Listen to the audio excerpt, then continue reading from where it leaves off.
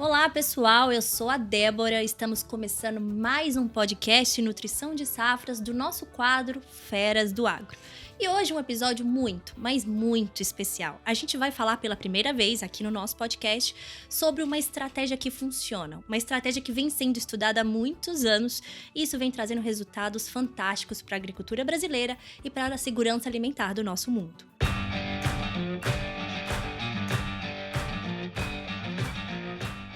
Para começar, a gente tem uma convidada muito especial, doutora Mariângela Hungria, que é engenheira agrônoma e pesquisadora do Embrapa Soja. Seja muito bem-vinda, doutora Mariângela, aqui no nosso podcast. Eu que agradeço essa grande oportunidade de estar aqui, poder falar sobre biológicos na agricultura. Fantástico! E para complementar a nossa mesa, nós temos Eduardo Aires, que já esteve aqui conosco, não, Edu? Não é a primeira vez, que também é engenheiro agrônomo e especialista de pesquisa e desenvolvimento da Mosaic Biosciences. Bem-vindo de volta, Edu. Obrigado, Débora. Obrigado, doutora Mariângela. Um prazer tê-la aqui conosco para falar de produtos biológicos, dessa nova linha de mercado que a Mosaic tem investido, que é a Mosaic Biosciences, a nossa linha de bionutrição. Um prazer tê-la conosco, doutora. E é isso. Sem mais delongas, vamos começar. Inicialmente, a gente queria ouvir um pouquinho, Mariângela. A gente sabe que a sua história se entrelaça com a história dos biológicos no Brasil. E a gente queria que você contasse um pouquinho como foi o começo de carreira, né? Acredito que tenha sido desafiador no momento que o Brasil estava se desenvolvendo bastante também como uma grande potência agrícola. Contar um pouquinho da sua história, dos desafios, como tem sido aí nesses últimos anos, como pesquisadora. Então, eu acho assim, eu sou muito contra você criticar, o passado. Eu acho que a gente sempre tem que posicionar cada momento da história. E eu entrei na faculdade em 1976 e a gente estava no auge da Revolução Verde. E o que era isso? Pensa, na década anterior, ali em 1960, quando eu era criança, o Brasil era importador de alimentos. E eu me lembro muito disso da minha infância. Frango era uma coisa de domingo, sabe? E o homem passava vendendo frango vivo na rua, né? Maçã era uma coisa assim que eu acho que comia uma vez por ano, porque era uma coisa importada, né? Então a gente não tinha esses alimentos. E nessa época, então, tinha uma grande crise, porque o mundo tinha projeção de que a população estava crescendo numa taxa malthusiana, Sim. exponencial, e a produção de alimentos já estava escassa e não estava crescendo nessa proporção. Então, havia essa preocupação dos países de que ia ter uma grande mortalidade por fome no Sim. mundo. Então, o Norman Borlaug, ele, através de melhoramento e adubação química pesada, ele provou que a produção de alimentos podia aumentar muito mais do que se esperava. Ele tirou milhões de pessoas da fome e mostrou que havia uma solução para a alimentação humana. E, por causa disso, em 1970, ele ganhou o Prêmio Nobel da Paz, porque não existia outra categoria, de uma categoria de Nobel da alimentação ou da agricultura. E isso repercutiu muito em todos os países, inclusive no Brasil, que, adotando isso, passava então a ser de importador a já ter uma autossuficiência e até já pensar nos primeiros passos da exportação. E nisso entrei na faculdade, vivendo esse auge da Revolução Verde, e eu, desde criança, eu queria realmente ser uma microbiologista e queria muito produzir alimentos, porque era meu sonho, assim, contribuir de alguma maneira para ajudar a ter menos gente passando fome no mundo, mas eu queria através dos biológicos. Então, imagina só, eu entrei no auge da adubação química, uma mulher, não vinha de família de fazendeiros, eu era uma menina da cidade, entendeu? Ainda Sim. era de São Paulo, né? Estava morando aqui na capital, né? Não tinha nenhum parente de fazenda, mulher, e querendo trabalhar com biológicos numa faculdade que era majoritariamente masculina, né? Então, foi muito desafiador. E na faculdade, naquela época, eu realmente tive majoritariamente também adubação química, química, química, o que era muito frustrante, né? Porque eu Com realmente certeza. queria os biológicos. Mas eu nunca desviei 1 centímetro daquilo que eu acreditava. No último ano, eu encontrei uma orientadora que era dessa área, ela trabalhava com fixação biológica do nitrogênio, ela não era da Exalc, ela era do Centro de Energia Nuclear da Agricultura, que hoje ela pertence, né, esse centro pertence à USP e Exalc. Eu fui procurá-la, né, finalmente, no último semestre da faculdade, encontrei, né, alguém que trabalhava com biológicos, e assim pude iniciar, né, essa carreira, o mestrado nessa área dos biológicos. Mas o começo realmente foi muito desafiador por ser uma coisa que não era corriqueira na época, mas a gente tem que ver que foi muito importante nessa época Sim, com essa certeza. revolução verde, essa grande adubação química e que mudou o cenário da agricultura brasileira. Perfeito. Ótimo ponto, doutora. E até entrando um pouco nesse tema da adubação química, né? Então, hoje a gente tem fertilizantes que são mais concentrados, que têm uma tecnologia maior e que os biológicos visam ou substituir uma parte como o nitrogênio para a cultura da soja, ou aumentar a eficiência desses fertilizantes com outros micro-organismos. Como você enxerga esse uso combinado de fertilizante com biológico? São estratégias que se complementam. Então, o biológico deve ser utilizado junto com o fertilizante. A adubação nitrogenada, claro, na soja, a gente já consegue substituir grande parte pelo bradyrhizóbio, mas qual o entendimento, o que a senhora traz dessa sinergia entre fertilizante e produto biológico? Então, eu vou contar. Aí a história vai ser um pouco mais longa, tá? Porque eu vou A gente contar gosta. realmente uma trajetória. Então, a minha carreira foi sempre na fixação biológica do nitrogênio. E eu, a princípio, trabalhei muito com feijão, 10 anos com feijão, e depois fui para o exterior, fiquei 3 anos no exterior, adquirindo mais conhecimentos. E em 1991, eu me transferi e fui para a Embrapa Soja. E realmente ali eu considero que eu realmente virei uma profissional na Embrapa Soja. Por quê? Porque eu passei 10 anos, eu fui contratada na Embrapa Agrobiologia, com a minha grande mentora científica, que foi a doutora Joana Aldoberainer, que me ensinou a ser uma cientista em todos os sentidos, desde até de ler, como ler um trabalho científico, como analisar, como ser crítica, como ir atrás de recursos. Mas a doutora Joana tinha muito uma. Ela gostava muito de descobrir as coisas de uma ciência básica, de descobrir mecanismos, e ela tinha um carinho muito especial pelo feijão, então eu trabalhava com feijão, e o carro-chefe dela eram as gramíneas, né? A fixação biológica nas gramíneas. E eu daí fui para a Embrapa Soja, e ali, por que que eu considero que ali que eu virei uma profissional? Porque eu cheguei ali, zero, não tinha laboratório, não tinha nada. Mas, por outro lado, às vezes, quando você tem uma dificuldade, você tem as oportunidades. Se eu não tinha nada, mas eu também tive a oportunidade de começar o meu laboratório, o meu grupo de pesquisa, e de ter autonomia de fazer aquilo que eu Sim, achava que deveria ser feito. E o que eu achava que deveria ser feito? Eu achava assim que os biológicos estavam, tanto aqui no Brasil como no exterior, muito aquela visão de funciona, mas numa pequena escala, ali numa agricultura orgânica, numa agricultura familiar. E eu sabia que isso nunca ia alavancar.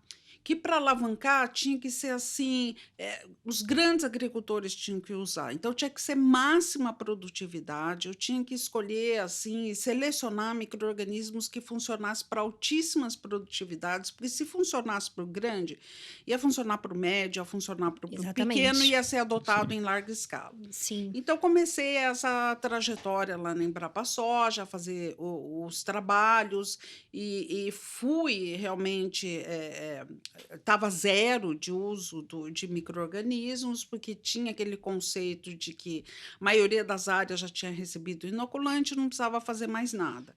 Então, comecei com a história de verificar se colocando todo ano, mesmo em áreas velhas, o inoculante se fazia diferença ou não. Vimos que fazia pelo menos 8% em média de aumento no rendimento.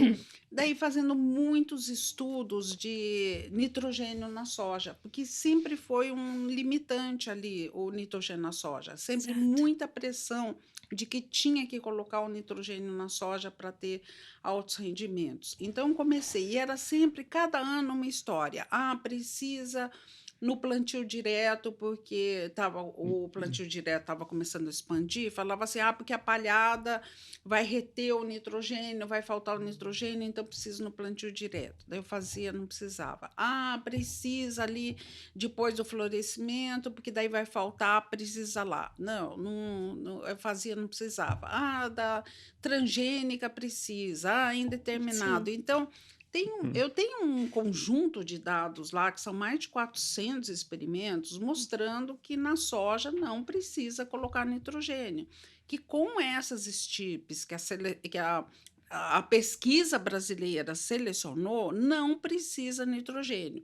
Olha, a gente tem tantas culturas que a gente precisa colocar nitrogênio. Pode colocar em todas, mas não vamos colocar naquela que não precisa, da soja. Então, eu não era uma inimiga, mas, Sim. mas eu fui vista muitas vezes como uma inimiga, né? É tão caro para a gente, é um problema, a gente importa tanto e é ambientalmente tão complicado, vamos colocar em quem precisa, em quem não precisa. Então, por muitos anos eu fui vista como uma inimiga. E assim, economicamente, para quem vende, pensa bem, a gente tem N culturas que precisam de nitrogênio, mas para vender para essas culturas, você precisa de muito esforço. Agora, tipo, uma cultura que está hoje em 47 milhões de Sim. hectares, então tem um interesse econômico.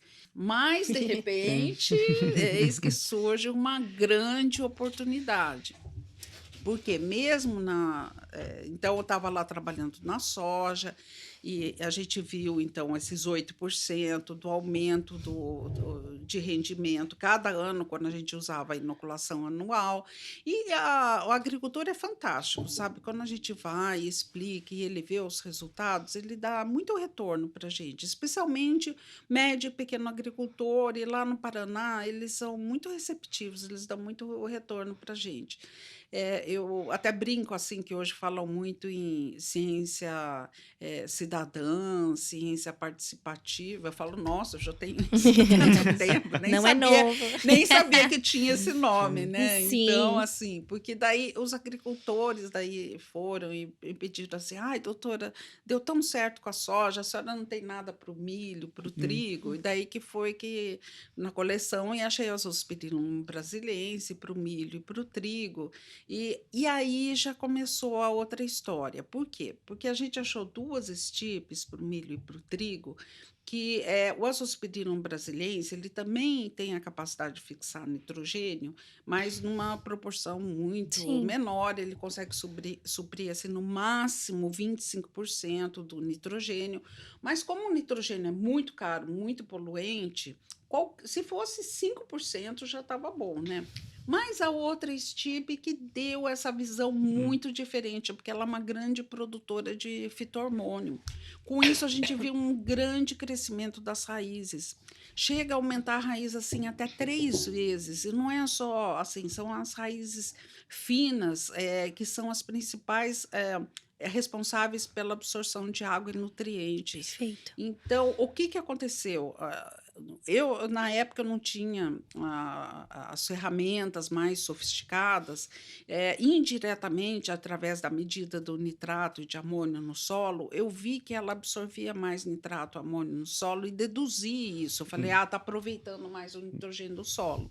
Daí os colegas da Embrapa Agrobiologia que tinham nitrogênio marcado do milho, viram que aumentava 70% a eficiência de uso desse fertilizante nitrogenado do milho.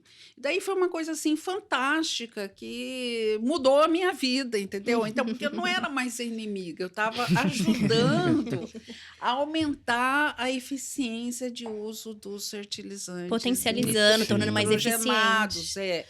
E o que que acontece? Eu vejo que eu tenho visto, até agora eu estava, este ano, fui em Barcelona, na reunião da International Fertilizer Association, e fiquei assim, porque um dia inteiro foi disso, e uma manhã inteira foi de biológicos, e um dia inteiro eu vi assim de como as indústrias, o principal objetivo deles hoje é, ou por meios muito industriais, né, químicos, mas também por biológicos, aumentar a eficiência de uso. E Perfeito. é o principal objetivo lá que eu vi.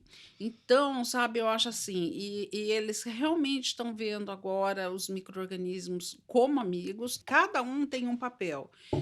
O setor privado, o papel do setor privado é dar emprego, ter lucro, entendeu? Então, ele tem o papel dele e o modo de ação dele.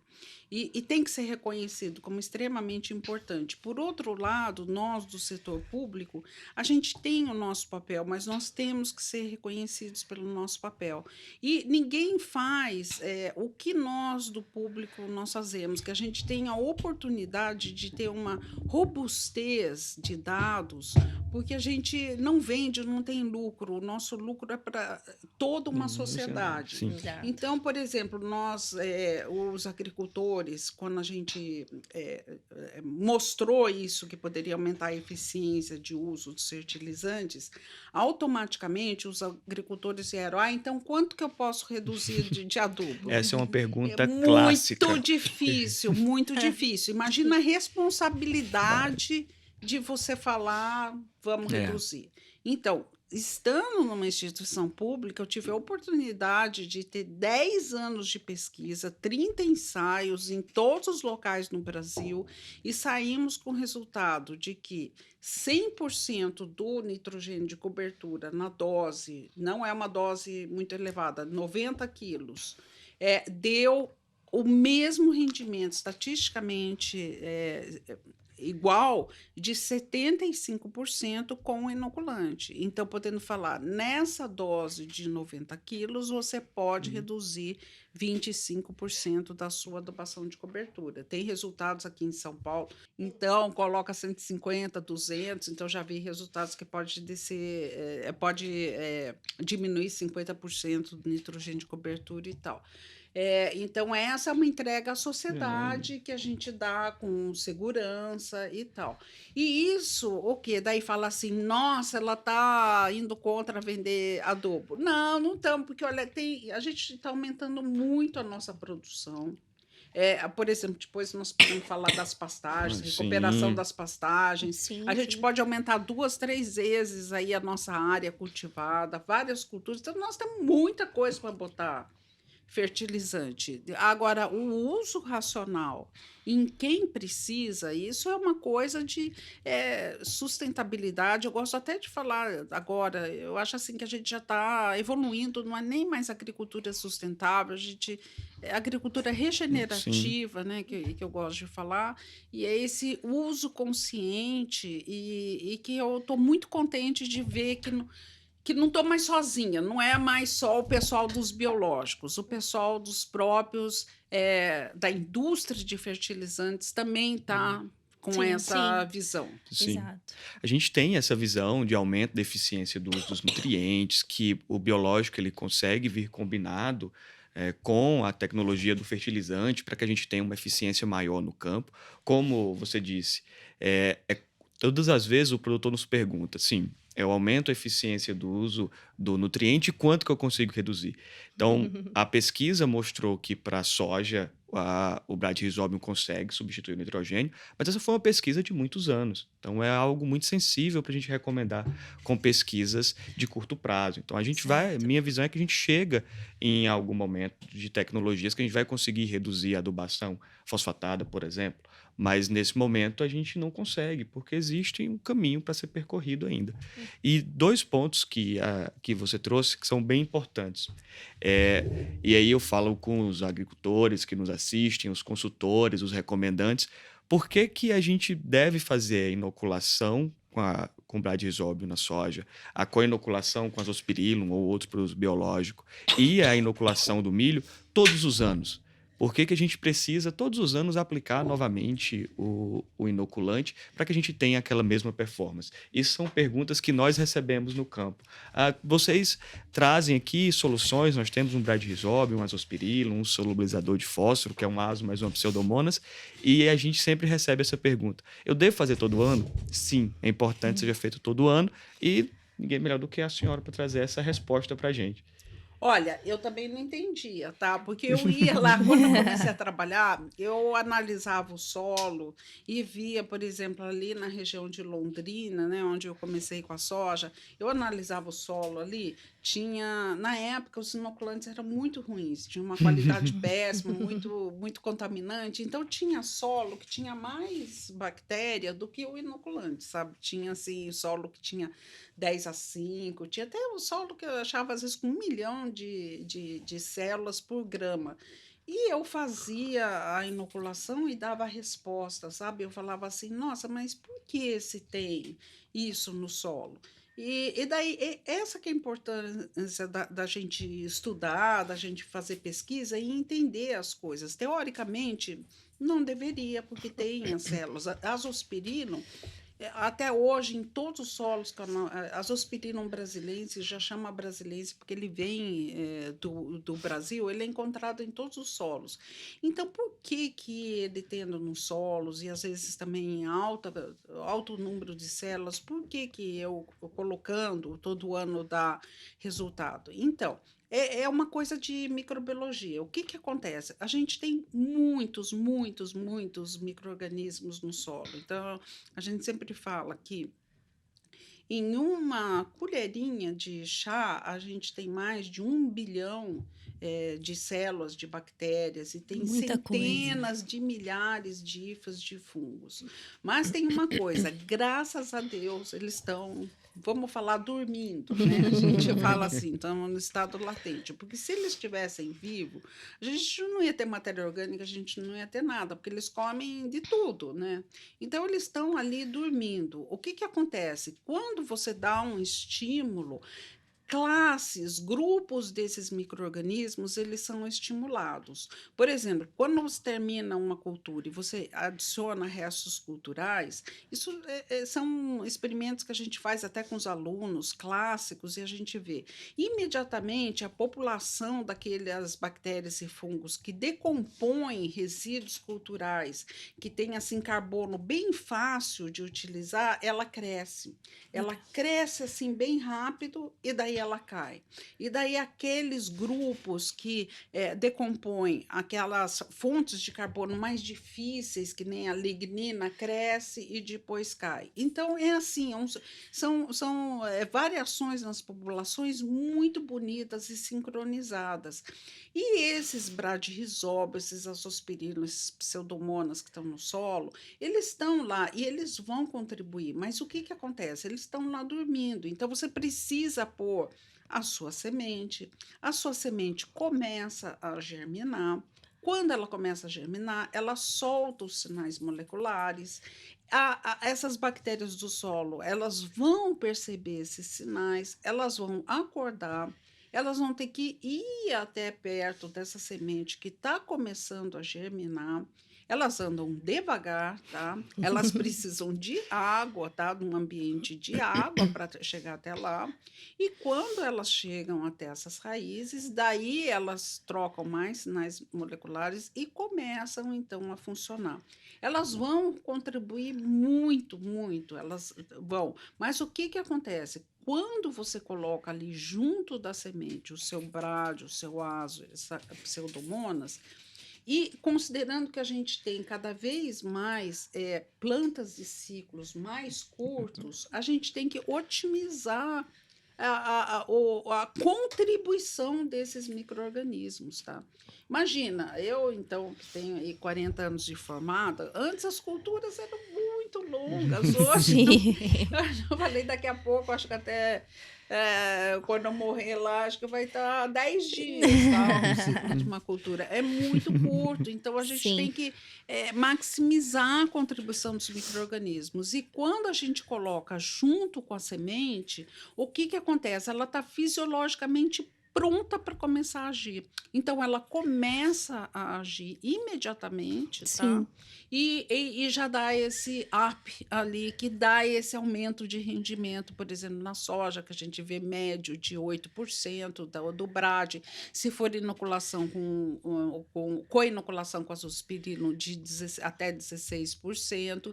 Depois, essas que estão no solo, porque a gente teve a sorte de sempre só colocar coisa boa, Sim. recomendada pela pesquisa no solo, e daí elas vão contribuir, são muito importantes, mas o que a gente percebe, por isso que colocando todo ano a gente tem ganhos, é por causa disso. E eu acho muito importante o agricultor entender isso.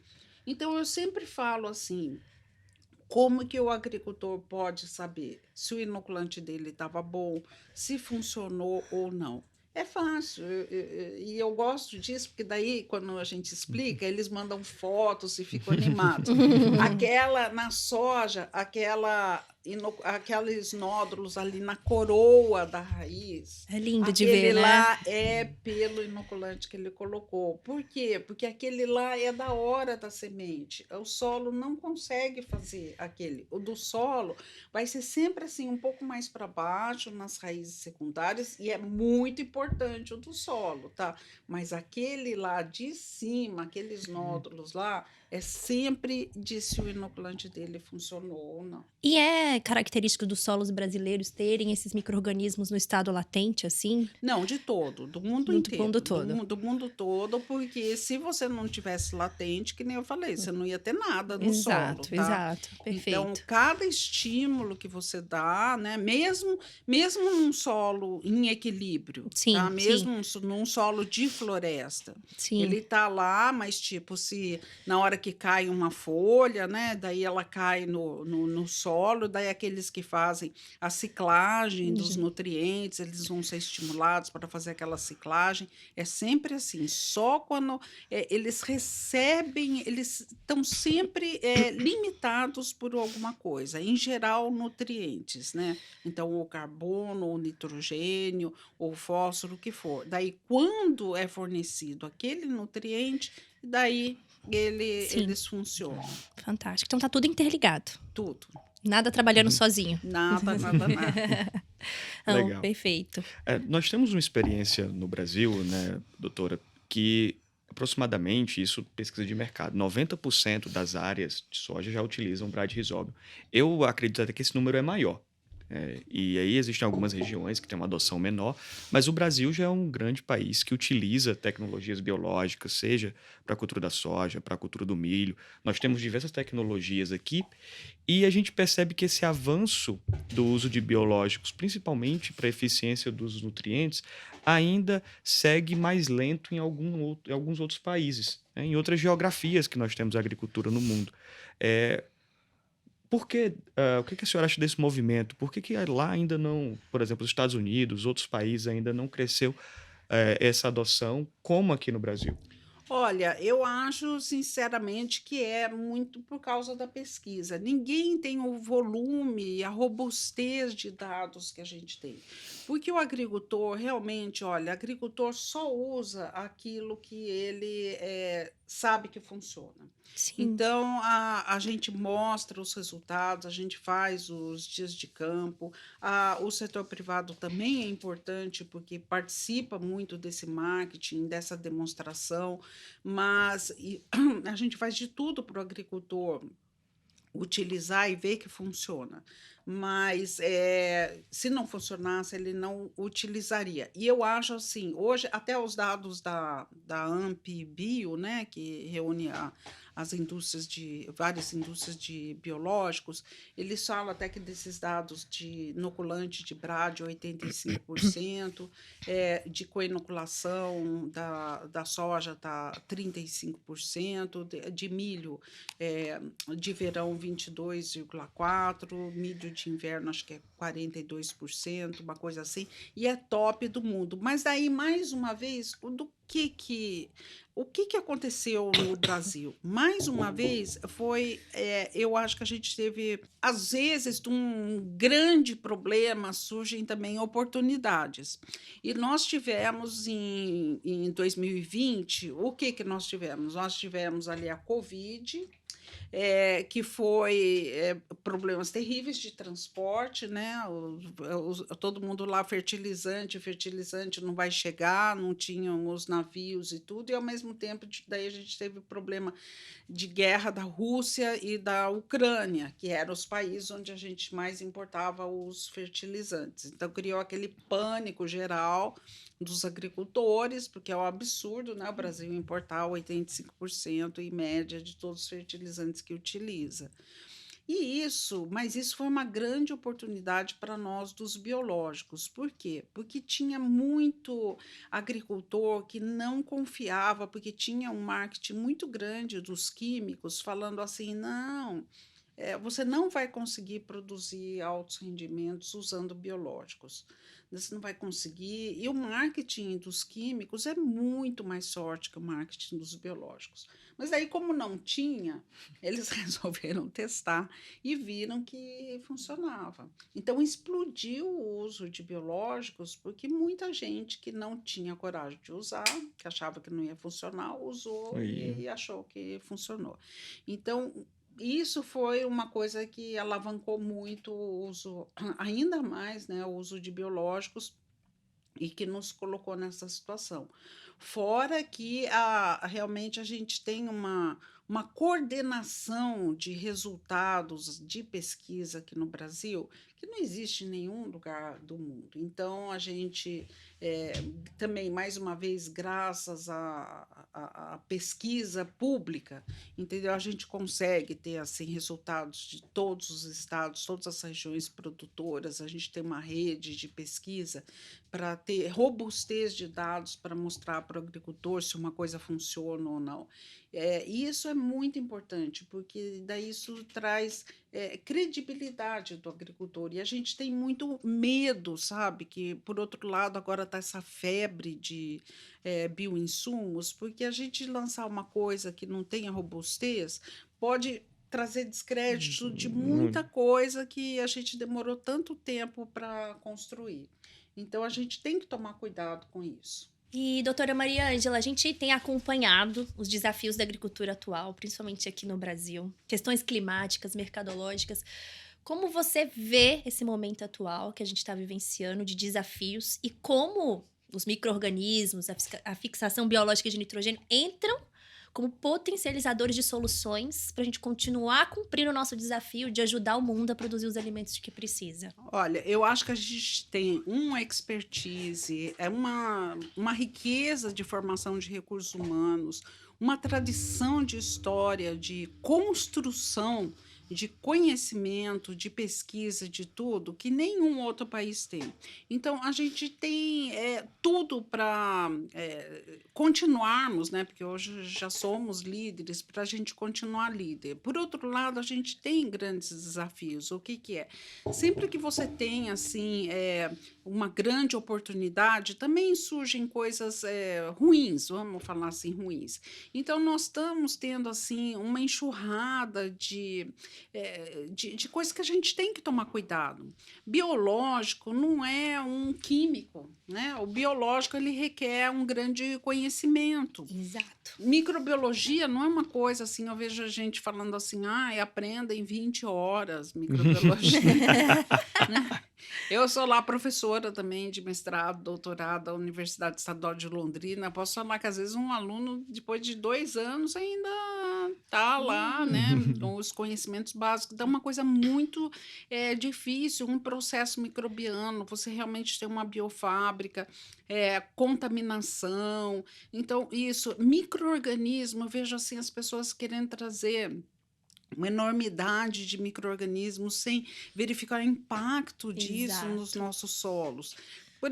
Um exemplo clássico, nos Estados Unidos, a fixação biológica do nitrogênio lá raramente contribui com mais que 50% do nitrogênio. Aqui, se você pegar um solo realmente arenoso, você tem 100%. Aqui, que se tivesse zero de nitrogênio, aqui é difícil encontrar um Sim. assim, Sim. mas consegue suprir totalmente.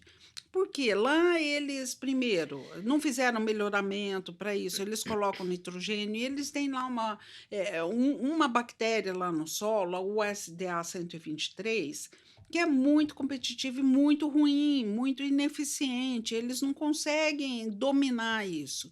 Imaginou, uma vez no solo, se a gente colocar um micro-organismo indesejável, você não consegue tirar, porque ele vai multiplicar no solo.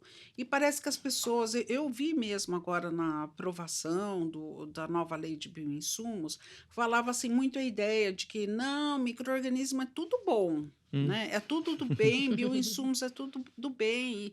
E não é, Não é entendeu? bem assim a Não é história, né? bem assim, a gente tem que ter muito cuidado. Então, e até uma visão assim que eu achei que foi muito deturpada, começou até a parte muito de politização, sabe? Então, assim, a parte da indústria privada versus o agricultor que quer ser livre para produzir o que quiser. Sim. E não é assim, a gente tem que ter um cuidado Sim. ambiental. E ficou muito assim, é multinacional que quer ter lucro versus o agricultor que pode ter o direito de produzir o que ele quiser. Não, ninguém tem o direito de produzir o que quiser em micro-organismos. Por quê? Micro-organismo não conhece cerca. Então, Sim. um Bom agricultor, se ponto. quiser fazer uma coisa na propriedade dele, não vai ficar restrito. Ele vai Exato. para o do lado. E não vai ter jeito. Se ele fizer uma coisa errada, introduzir um micro-organismo errado na propriedade dele, não tem jeito de tirar. Então, a gente tem que tomar cuidado e a gente não pode perder tudo que a gente ganhou. Nós não ganhamos assim do dia para a noite. A gente tem aí 70 anos de pesquisa, desenvolvimento industrial, legislação.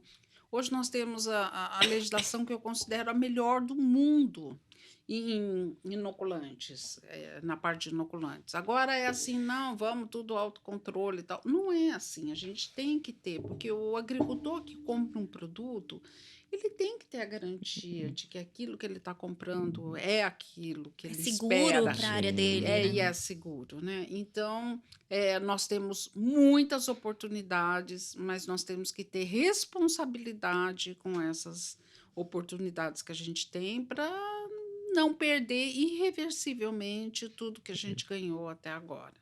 Aproveitando o tema, né, a professora doutora Mariângela Hungria nos presenteou com o livro de segurança alimentar. Então, a produção agrícola é um dos pilares da segurança alimentar. Claro, existem diversos outros, né, parâmetros e pilares econômicos. Então, ela nos presenteou e o link para download desse livro em PDF gratuito vai estar na descrição do nosso podcast, tá bom? Pode falar um pouco sobre o seu Sim. livro?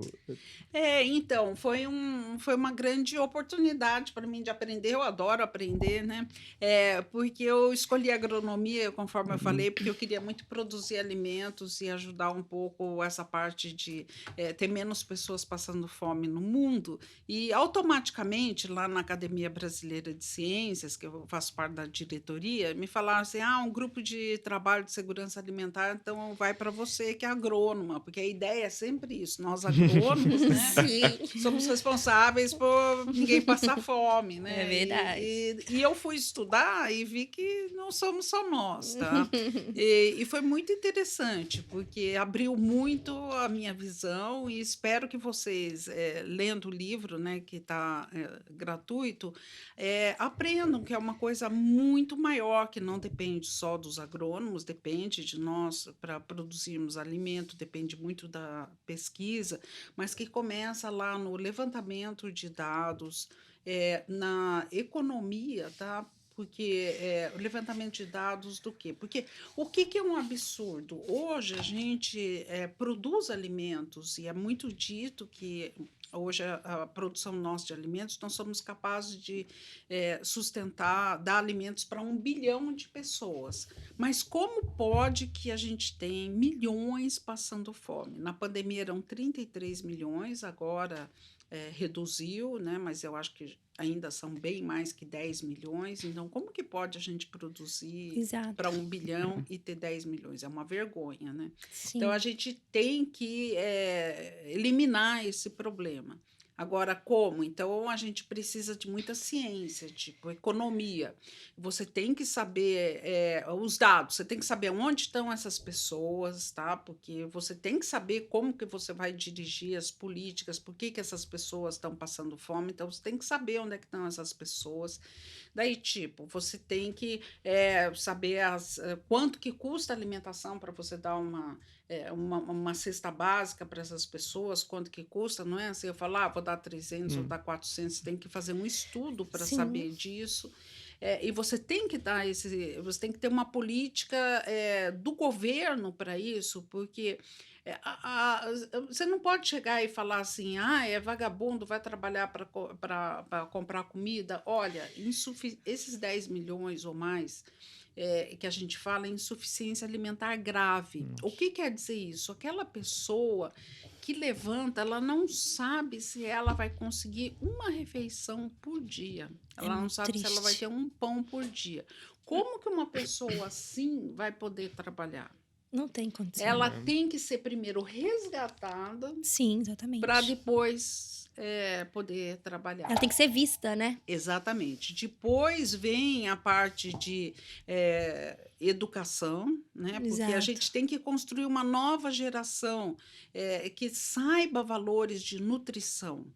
Entendeu? Então, e a gente já está vendo uma mudança, né, nessa. Sim. Você vê hoje, já as crianças já estão muito mais evitando ultraprocessados, refrigerantes nas escolas, né? Quando era criança, era aquela febre. Olha, surgiu o salgadinho da cantina. Coca-Cola. Agora eu já vejo, né, as crianças lá, não, imagina. Frutas. Suco, frutas, né? Sim. Verduras. Então, senão a gente não vai construir uma nova geração. Comunicação. Muito o papel das mulheres, que eu falo assim que o papel das mulheres na insegurança alimentar, tem um capítulo que é o meu favorito até, é fundamental. As mulheres são as responsáveis pelas hortas, familiares comunitárias, os saberes que passam de geração para geração, as plantas medicinais, as merendeiras, até nós, mulheres agrônomas, extensionistas, pesquisadoras, ainda muito pouco valorizado. Então, eu aprendi muito nesse livro a entender um pouco o todo, e muito importante, que também não é um setor ou dois. Tem que ter a união do setor público, o setor privado, o terceiro setor, que somente todos unidos, com cada um desempenhando o seu papel, vamos conseguir superar isso, que é realmente uma vergonha que um brasileiro passe fome, né? Não é muito. A gente vê por essa ótica, entender que todos nós fazemos parte desse sistema e todos podemos contribuir de alguma maneira. Né? Desde a consciência ao desperdício, que eu acho que é uma. Aí questão. Também fala do desperdício, absurdo. Sim. Tipo, as perdas e desperdícios. Você pega frutas, 70% a gente perde. É muita entendeu? coisa. É muita coisa. É muita coisa. Em todo Nós o processo. Acho que esqueci se é o 8º ou 10º país do mundo que mais tem perdas e desperdício de alimentos. Mas caminhando já, né, para a nossa discussão, os últimos tópicos da nossa discussão, falar um pouco sobre futuro, né? Então, hoje a Mosaic é comprometida com o desenvolvimento de tecnologias biológicas para bionutrição com qualidade, que vem de um desenvolvimento de anos de pesquisa, tanto que para trazer novos produtos, novas cepas de micro-organismos, nós temos uma parceria com a doutora Mariângela para a quarentena desses produtos. A gente foca também em produtos para fixação biológica de nitrogênio no tratamento de sementes industrial. São tecnologias disruptivas e também para outros mercados. Então, a gente enxerga também pastagens como um grande mercado que a gente precisa evoluir para aumentar a eficiência do fertilizante aplicado. E o que a senhora pode abrir para a gente, né, dessas novas descobertas, tanto de fixação biológica de nitrogênio, como potenciais, né, para a promoção de crescimento, eficiência do uso de outros nutrientes, como fósforo e outras culturas também. A gente já tem larga experiência com soja e milho, mas a gente consegue trabalhar também em diversas outras culturas, cana, Pastagem. pastagem, que nós temos uma linha de produtos aqui na Mosaic. Quais serão os próximos desafios, doutora? Eu acho que eu brinco assim, né, que como a gente trabalha com o solo, que o solo é o limite, né? Mas em termos pessoais, eu digo que o final da minha carreira, agora eu quero dedicar tudo a pastagens. Eu estou já trabalhando aí há quase 10 anos, eu estou muito animada com os resultados, têm sido fantásticos, né? A gente está trabalhando com Azospirillum brasiliense e Pseudomonas fluorescens, o Azospirillum para essa parte de um pouco de nitrogênio e o crescimento das raízes. Olha, cresce tanto as raízes que, nos experimentos com vasos, em caso de vegetação, porque daí no campo nem se fala, mas assim, chegou a arrebentar os vasos, sabe, de barro, né? E é impressionante o crescimento das raízes. E a Pseudomonas aumentou em até 30% o aproveitamento do fósforo, que essas áreas de pastagem são muito carentes em fósforo. Sim. E por que eu quero terminar a vida nisso? Porque é o pior problema ambiental do Brasil, verdade. né?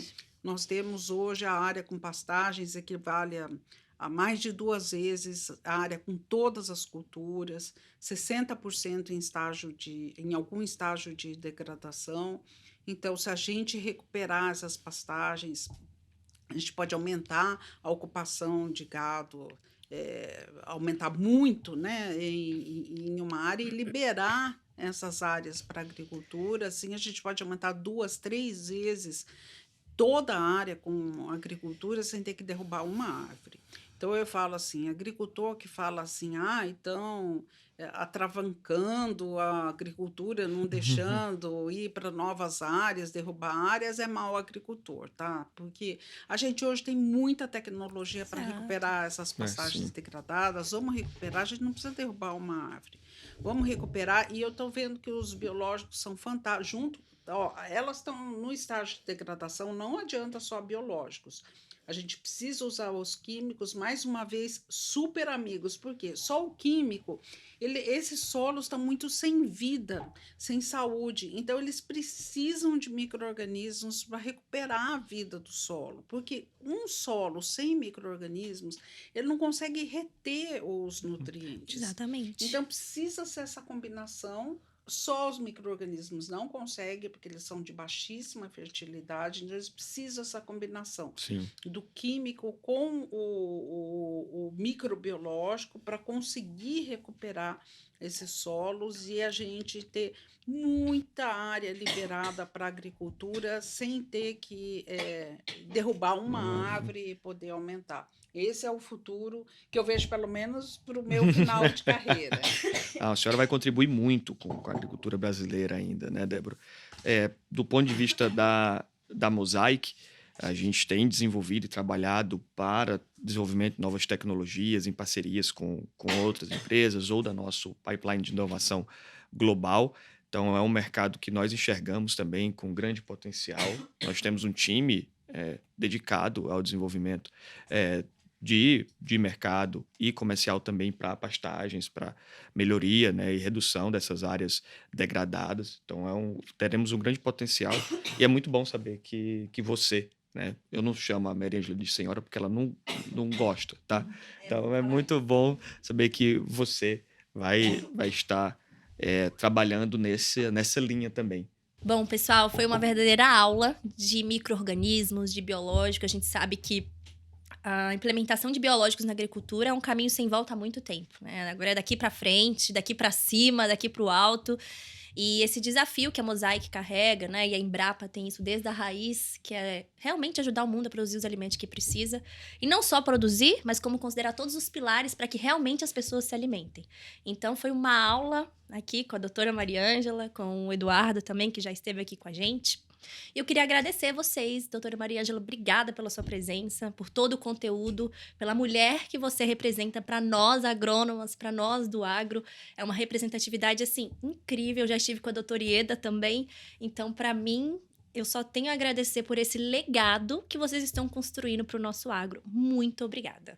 Não, eu que agradeço, porque para nós é muito importante isso, porque, por exemplo, eu amo estar lá no laboratório descobrindo as coisas, e eu amo minhas bactérias e tudo, mas de que adianta eu ter lá um monte de coisa no laboratório se eu não explico isso, se o agricultor não entende o que estou fazendo, principalmente se o agricultor não usa o que a gente tá fazendo.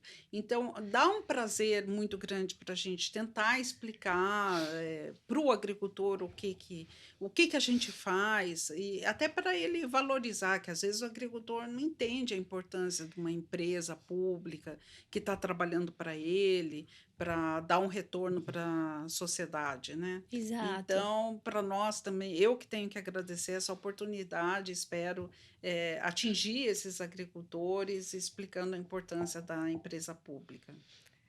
Obrigado, Débora, por ter sido aqui nossa anfitriã novamente. Sim. Obrigado, doutora Mariângela, por estar conosco aqui. Foi uma satisfação imensa tê-la aqui no nosso escritório na Mosaic, falar um pouco sobre perspectiva, passado, presente e futuro.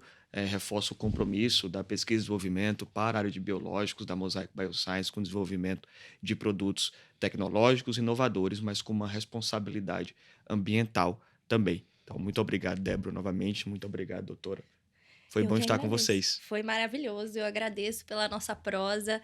Para você que está nos escutando, a gente vai deixar todos os links que a gente comentou. A gente tem bastante material também sobre a fixação biológica de nitrogênio. A Embrapa produz bastante material também. A gente vai, do livro, acessar o livro da doutora Mariângela. Vamos deixar tudo na descrição do episódio, seja no YouTube ou seja no Spotify. Para quem está nos escutando no YouTube, se inscreva no nosso canal. Para quem está escutando no Spotify, siga a nossa página para você sempre receber notificação quando sair um episódio novo. O podcast Nutrição de Safras está também disponível em todas as plataformas de streaming e também em todas as redes sociais. Até a próxima!